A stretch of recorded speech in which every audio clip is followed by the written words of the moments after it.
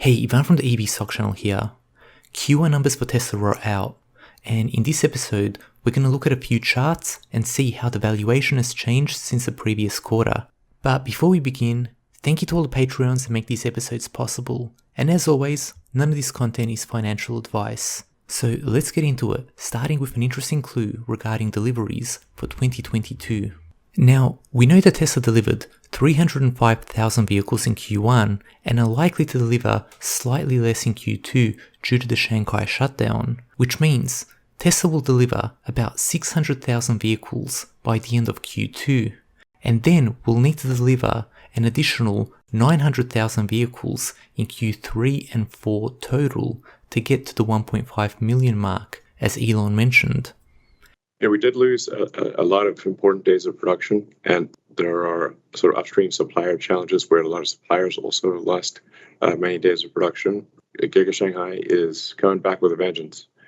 So I think, notwithstanding, new issues that arise, I think we will see record output per week from Giga Shanghai this quarter, albeit we are missing a couple of weeks.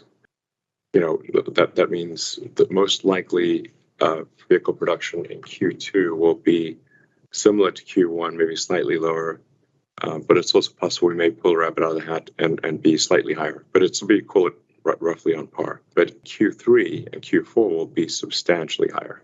It seems likely that we'll be able to produce over 1.5 million cars this year. That's my best guess. Next up, Tesla reported 18.7 billion in quarterly revenue, which was again a new record, and if you annualize that number, it comes out to 75.2 billion. Next, if we use the annualized quarterly revenue figure, we get a price to sales ratio of 14.4, and this is in line with the previous few quarters, but where things really start to differ is when we look at earnings. Tesla reported 3.3 billion in GAAP earnings in Q1. Again, annualized, that comes out to 13.2 billion annually.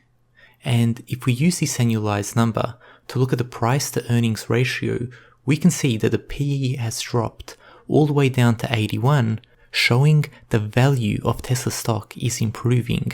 And one of the reasons for the increase in profitability is the increasing gross margins of 32.9%, including credits. So we've got this scenario where Tesla is selling more and more vehicles and making more and more profit per vehicle sold. Not to mention, Zach stated on the earnings call that the vehicles that had the price increases have not yet been delivered to customers due to the long backlog, which really bodes well for Q2. In the final chart, here we can see Tesla's ever shrinking long-term debt, which at this pace could be completely eliminated by the end of the year. This would decrease interest expenses and further boost profitability in future quarters. So that's all for today, and I hope you enjoyed this quick recap of Tesla's financials with my interpretation and my opinions.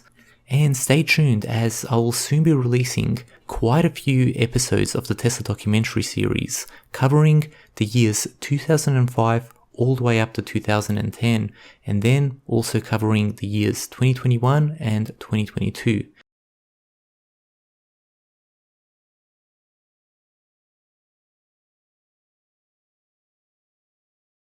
So, till then, have a great day.